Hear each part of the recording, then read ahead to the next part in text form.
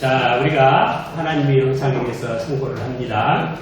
하나님의 형상은 하나님 지으신 세상 중에 말하면 보물찾기 같이 감추어진 제일 귀한 보물. 예, 하나님의 형상인 사람이에요. 천사도 하나님의 형상이 아니고 다른 동물들도 하나님의 형상이 아니에요. 오직 사람만 하나님의 형상입니다. 그래서 이 하나님의 형상 말할 수 없이 귀한데 오늘날 하나님의 형상을 너무나 우리 교회에서부터 무시하고 존귀하게 여기지 않는 것 같습니다.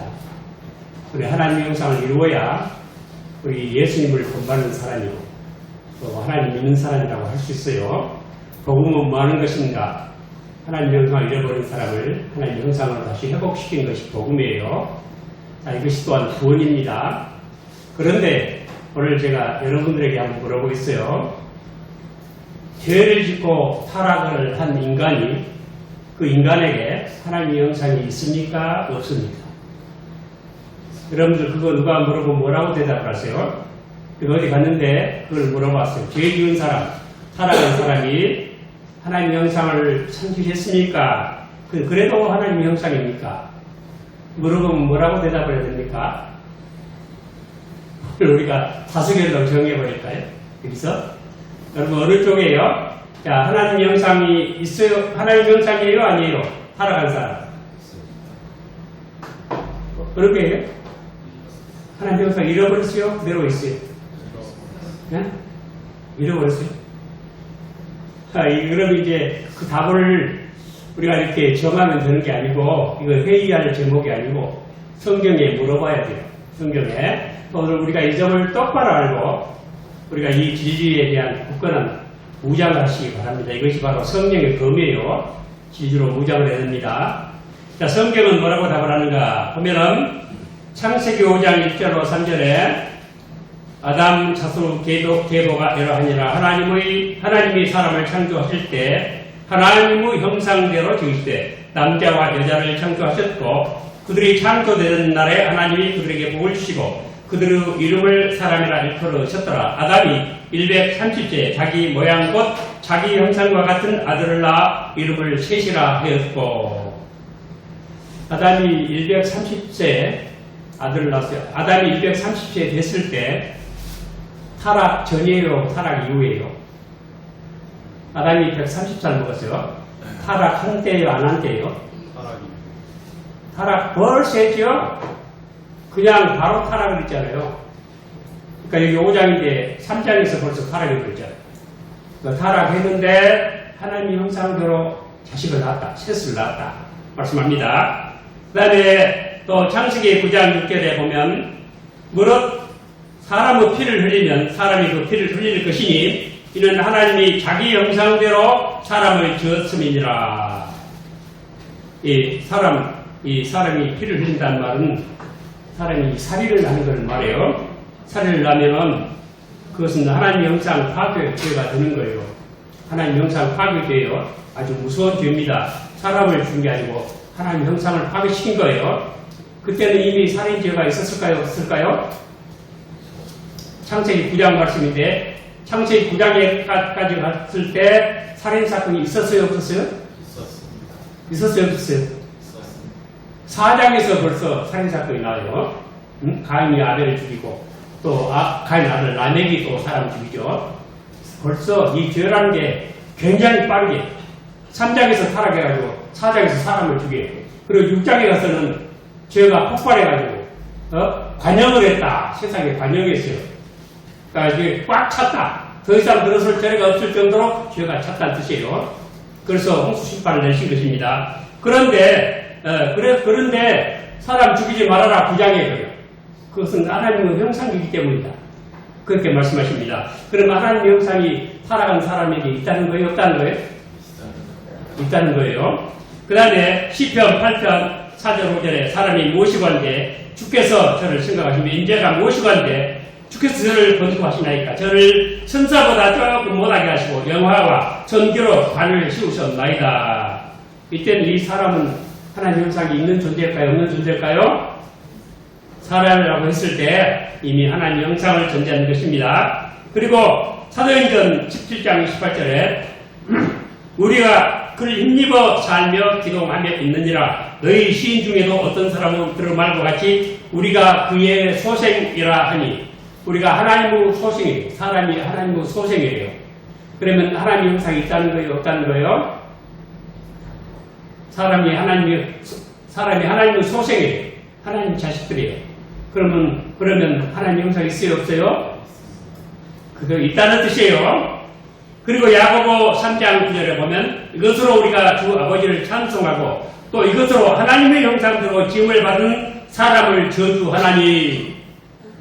이 혀에 대한 경계의 말씀이에요. 경고를 첫 번째는 혀를 조심해야 합니다. 이 혀가 이 길들일 사람이 없다 그랬어요. 혀를 조심해야 되는데 이 혀를 가지고 말을 통해서 하나님을 찬송하고 또 똑같은 혀를 가지고 하나님의 형상대로 지금 받은 사람을 저주하느냐? 그러니까 그 사람이 하나님의 형상이 있어요, 없어요? 살아가는 사람도 하나님의 형상 그대로 가지고 있다. 그런 뜻이에요. 여러분 묘하죠? 그래서 이 사람은 하나님의 형상임에도 불구하고 성경은 이렇게 하나님의 형상이라 그러면서 또 한편으로 하나님의 형상을 잃어버렸다, 상실했다. 그렇게 또 말하는 그런 관념을 우리가 찾아볼 수 있어요. 무엇보다도 우리 인간은 죄로 말미암아 우리 인간은 순결, 의, 거룩을 빼앗겼다. 그리고 그의 마음이 전적으로 부패했다.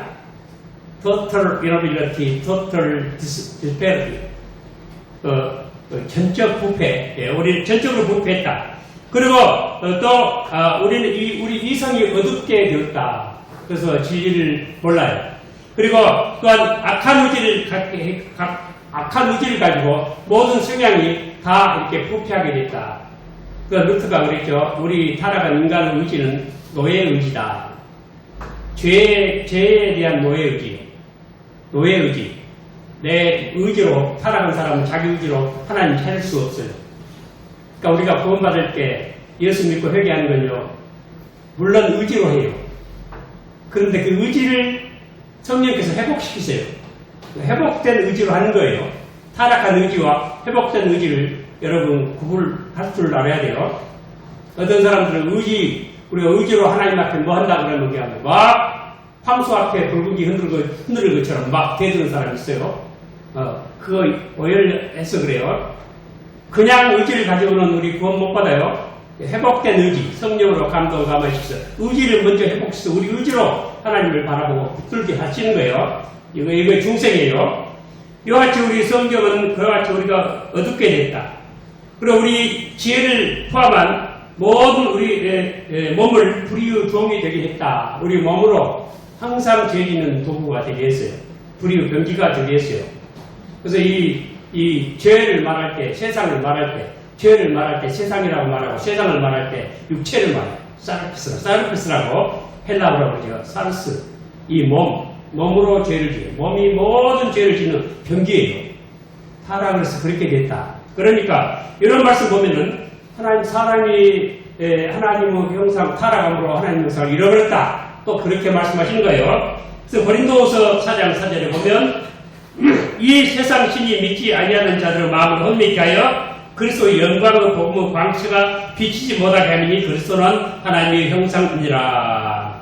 이 세상은 사탄 마귀에게 눈이 어두워져가지고 예수 그리스도의 얼굴에 있는 그 영광의 광채의 빛을 못 받아요. 타락해서 그래요. 하나님 형상이 있긴 있는데도 못 받아들여요.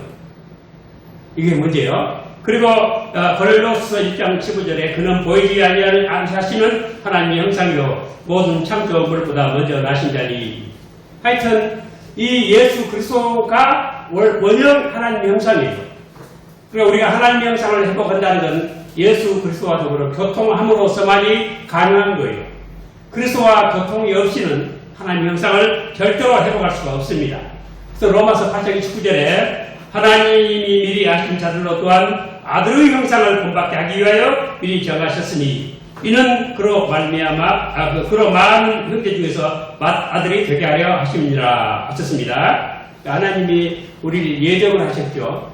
예정을 하시고 선택을 하시는데 그 목적이 뭐냐? 선택의 목적이 뭐냐? 여기 예정하셨다고 말하는데 예정과 선택 여러분 잘 아시죠? 아십니까? 모르십니까? 이 예정을 더 크게 말하면 작정이라고 하나님 작정 미리 계획하신 거예요. 만사 만물을 계획하신 그 중에 예정이 있고 예정 속에는 미리 정하신 속에 구원받을 자와 받지 못할 자가 예정이 되어 있습니다. 예, 구원받을 자를 선택이라고 구원받지 못할 자를 예정하신 걸 육이라고 육이. 그래서 우리 이 예정 속에 작정 속에 예정이 있고 예정 속에 선택과 육이 두 개가 있습니다. 그래서 이중 예정이라고 그러죠. 하나님께서 우리를 구원하시기 위해서 이 작정하셨다. 선택을 하셨다 뜻이에요. 그럼 그걸 구원을 받는다는 건 무엇을 의미하는가? 그럼 바로 예수 그리스도의 형상을 본받는 것이다. 그러니까 우리가 예수 그리스도의 형상을 본받고 구원받기 전에는 그 하나님의 형상이 없다. 상실하고 없다. 그런 뜻이에요. 그러니까 살아가는 사람이 하나님의 형상이 있느냐 없느냐 하니까 성경이 물어보니까 성경의 답이 뭐예요? 있다. 그러면 아니 없다. 그러는 거예요. 그걸 모르는 게 맞아요? 있다. 그래서 없다. 그래서 이 성경학자들이 여러 가지 성경을 자세히 아주 심혈기로 연구를 해보니까 이건 이런 뜻이다 하는 것을 생각하게 되게 있었어요. 그게 뭐냐면 하나님의 형상에도 넓은 의미의 형상이 있고 좁은 의미의 형상이 있다. 이렇게 구분을 하기를 시작했어요. 넓은 의미의 형상이 있고 좁은 의미의 형상이 있다. 근데 하나님의 형상을 잃었다 하는 것은 좁은 의미의 형상을 잃었다 뜻이고 넓은 의미로는 아직도 하나님의 형상이 그대로다. 사람이 그대로다. 그렇게 말하는 것이에요. 근데 루터파는 하나님의 형상은 좁은 의미의 하나님의 형상만 생각을 해요. 그래서 여러분들 우리 사람이 타락하고 하나님의 형상을 잃어버렸지만 여러분 이 세상을 한번 보세요. 얼마나 물질 문명이 발달하고 과학이 발달하고 저 건물도 한번 쳐다보세요. 어마어마하죠? 다 하나님의 형상인 사람이 만든 거예요. 전부 다. 하나님의 형상이 있기 때문에 만들 수 있는 거예요. 그런데 아주 핵심되는 좁은 의미의 하나님의 형상을 완전히 잊어버렸어요. 그래서 이 하나님의 형상을 말할 때 오늘은 그건 말하지 않겠어요. 다음 시간부터 말씀드리겠어요. 오늘은 있느냐 없느냐 이것만 말씀드립니다. 자, 그래서 하나님의 형상이 있어요 없어요? 있기도 하고 없기도 하다. 이렇게 말해야 됩니다. 예, 성경이 그렇게 가르치기 때문에 그래요. 그런데 여러분들 풀이 썩은 게 더 더러워요? 짐승이 동물이 썩은 게 더 더러워요? 어느 게 더러워요? 풀도 죽어 썩고 나무도 죽어서 썩고 우리 집에서 기르는 애완동물도 죽으면 썩죠. 어느 게 더 더럽죠? 풀이 더러워요? 동물이 더러워요? 동물이 더 더럽죠. 근데 동물이 죽은 게 더러울까요? 사람이 죽은 게 더 더러울까요? 어때요? 사람 죽은 거 안 보셨죠? 죽어 썩은 거 막 구더기가 보글보글하는 사람 죽은 것보다 더 더러운 게 없어요. 왜냐? 제일 고귀한 게 잘못되면 더 더러워지는 거예요. 그러니까 우리 하나님의 형상 이 넓은 의미의 하나님의 형상으로 세계 모든 물질, 문명 아주 화려하게 만들어 놓고 사람 속 사람이 변해가지고 아주 이상하고 나쁜 존재가 되어버렸어요. 에베소 2장 1절에 너희 허물과 죄로 죽은 너희를 살리셨도다. 허물과 죄로 죽었을 때는 하나님의 형상이 없었는데 회복돼서 다시 살아나는 거예요. 그때 내가 그 가운데서 행하여 이 세상 풍속을 쫓고 공중의 권세 잡은 자를 따랐으니 곧 지금 불순종 아들들 가운데서 역사하는 영이라. 전에는 우리도 다 그 가운데서 우리 육체의 욕심을 따라 지내며 육체와 마음을 원하는 것을 하여 다른 데로 같이 본질상 진노의 자녀였더니 자, 여러분 우리는 타락한 경험이 있어요 없어요? 자, 나는 타락한 경험이 있는 사람이 없는 사람이에요? 여러분 타락한 경험이 없습니까? 아담은 원죄 아래서 다 타락했어요. 원죄 때문에. 그래서 우리는 하나님 앞에 우리 영혼이 죽었어요. 그래서 본질상 진노이잖아요. 그래서 뭘 하느냐? 이 세상 풍속을 쫓아가요. 공중의 권세 잡은 자를 따라가요. 여러분들 지금 공중의 권세 잡은 자가 안 보이니까 없다고 생각을 하세요? 어마어마하게 지금 공중에 권세 잡은 자가 역사하고 있어요, 지금. 그런 걸 모르면 요즘 연대 글자이 아니에요. 지금 마귀가 우는 사자처럼 포효하면서 활수만 쓰면 택한 자도 삼키려고 둘 행하는 때예요, 지금. 그 마귀가 지금 뭘 하는 줄 아세요? 에큐메니칼, 세계 종교 통합 운동. 이 세계 종교 통합 운동에는요, 모든 기사, 이적, 은사, 예언, 통역, 아주 방언, 랄랄라 방언하는 거, 별의별 것이 다 들어있고, 음악, 롤 음악이나 라디오 음악이라든가, 굉장히 템포 빠른 음악들 해가지고, 정치를 혼미케해서 이 땅에 다시 한번 인본주의 바벨탑을 쌓으려고 지금 노력을 하고 있어요. 마귀가 그렇게 하고 있어요. 종교계도 그렇고, 정치도 마찬가지예요. 사탄 마귀의 역사. 타락을 해서 그걸 따라가는 거예요. 그게 좋게 보여요. 타락했어요. 그래서 우리가 나도 내 욕심 따라 지내고요. 이 세상 잘못된 걸 그냥 따라가고 추종을 하고 이 세상 지금 우리나라 말할 수 없이 정의감이 완전히 상실된 것 같아요. 이 대한민국에 아까 우리 기도하신 것처럼 정말로 사람들의 언어가 순화되고 사람들과 사람 사이에 좋은 마음을 품어야 돼요. 그리고 항상 겸손하고 화평을 늘 추구해야 돼요. 모략 중상하지 말고 성경이 그걸 후욕이라고 하죠. 슬렌더. 모략 중상하는 거죠. 지금 어마어마하죠. 이 세상 우리나라가 지금 21세기 자유 대한민국이라 해도 이런 죄악이 꽉 차 있어요. 이게 타락의 현상이에요. 그런 가운데 우리는 구원을 받았어요. 그러니까 이 사람이 하나님 형상이 타락을 했다는 것은 이 인간이 역설적인 존재가 됐다. 오소독스에서 파라독스 그런 이상한 존재가 됐다 하는 뜻이에요. 그렇기 때문에 우리가 구원을 받기 위해서는 어떻게 해야 되는가? 첫째로 작은 자가 큰 자가 된다. 성경은 그걸 가르치고 있어요. 작은 자가 큰 자가 된다. 누가복음 9장 48절에 저에게 이르시되 누구든지 내 이름으로 이 어린아이를 영접하면 곧 나를 영접하며 또 누구든지 나를 영접하면 곧 나 보내신 이를 영접하리라. 너희 모든 사람 중에 가장 작은 그이가 큰 자니라 말씀하십니다. 이상한 얘기죠. 역설적인 인간이었어요. 우리 스스로 나는 작은 자다. 높여야 주께서 낮춰야 주께서 그 사람을 높여주실 줄 믿습니다. 그리고 이 사람은 자기를 과시하고 뽐내고 교만하면 안 돼요. 모든 사람은 그 인생의 척도는 겸손에 있다는 걸 가르칩니다. 세례 요한은 아주 겸손한 사람이었어요. 그래서 마태복음 3장 11절에 나는 너희로 회개케 하기 위하여 물로 세례를 주거니와 내 뒤에 오시는 이는 나보다 능력이 많으시니 나는 그의 신을 들지도 감당하지 못하겠노라. 나는 성령과 불로 너희에게 세례를 주실 것이요 말씀하셨습니다. 그리고 마태복음 11장 11절에 우리 주님이 말씀하셨어요. 내가 진실로 너에게 말하노니 여자가 낳은 자 중에 세례 요한보다 큰 이가 일어남이 없도다. 그러나 천국에서는 극히 작은 자라도 저보다 크니라. 여러분 자기를 낮추고 겸손한 사람이 큰 사람이 됩니다. 하나님께서 교만한 자를 물리치시고 겸손한 자에게 은혜를 주십니다. 이게 역설적인 거예요. 우리 자기를 크다 하지 말고 잘났다 하지 말고 교만하지 마세요. 구약 성경을 좀 읽어보니까 요즘 제가 구약 성경 읽는 재미에 푹 빠졌어요. 그 수많은 나라들 하나님께서 보내주실 때 수많은 나라가 다 교만해. 다 자기 나름대로 교만해. 그 민족의 자긍심이라고 할 수 있겠죠. 하나님께서는 싫어하시고 다 버려내셨어요. 우리가 겸손하게 해야지 하나님께서 복을 주시지 교만하면 안 됩니다. 믿으시기 바랍니다. 또 우리 사람은 자기를 부인해야만 주님께 인정받을 수 있습니다. 누가복음 9장 23절에 또 우리에게 이르시되 아무든지 나를 따라오려거든 자기를 부인하고 나를 받아 제 십자가를 지고 나를 쫓을 것이니라. 나를 내세우면 안 돼요. 나를 부인해야 됩니다. 이것이 십자가예요. 셀프 디나이얼이라고 하죠. 자기 부인, 셀프 디나이얼. 자기 십자가를 지고 자기를 부인하고 앞서가신 주님을 따라가야 돼요. 나만 그런 게 아니요. 우리 주께서 먼저 그렇게 본을 보이셨어요. 그리고 항상 내 자신을 잃어버리는 것이 찾는 것이다. 우리 하나님의 영상은 거울 속에 비치는 영상과 같은 것이 하나님의 영상이에요. 거울 속에 있는 내 자신을 부인하고 밖에 계신 그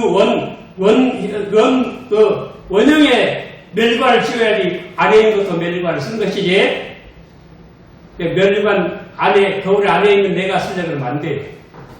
하나님께만 영광을 돌리시기 바랍니다. 그럼 하나님께서 영광을 주시되 곧 주실 것입니다. 누가복음 9장 24절에 누구든지 제 목숨을 구원고자 하면 잃을 것이요 누구든지 나를 위하여 제 목숨을 잃으면 구원하리라. 자기 형상을 잃어버리는 것이 곧 얻는 것입니다. 이런 파라독스한 인간 존재가 됐어요. 또 열매를 맺기 위해서는 자기 중심적인 삶을 벗어나야 한다. 또 가르치십니다. 요한복음 12장 24절에 내가 진실로 너희에게 이르노니 한 알은 밀이 땅에 떨어져 죽지 아니하면 한 알 그대로 있고 죽으면 많은 열매를 맺느니라. 밀알이 땅에 떨어져 죽는다는 것, 이것은 자기 중심적인 삶을 살지 않는다는 것. 남 중심으로 살아요. 우리 정치인들도 국민들 중심으로 살아야지 자기 중심으로 살면 안 돼. 내조면 그만이다. 국민들이 다 반대해도 나는 내 멋대로 할 것이다. 그러면 안 돼요. 나라 망하는 거예요. 하나님은 그런 것을 인정하지 아니하십니다. 마지막으로 심령이 가난해야 천국이 내 것이라고 말씀하십니다. 여러분, 심령이 가난하다는 게 뭐예요? 심령이 가난하다.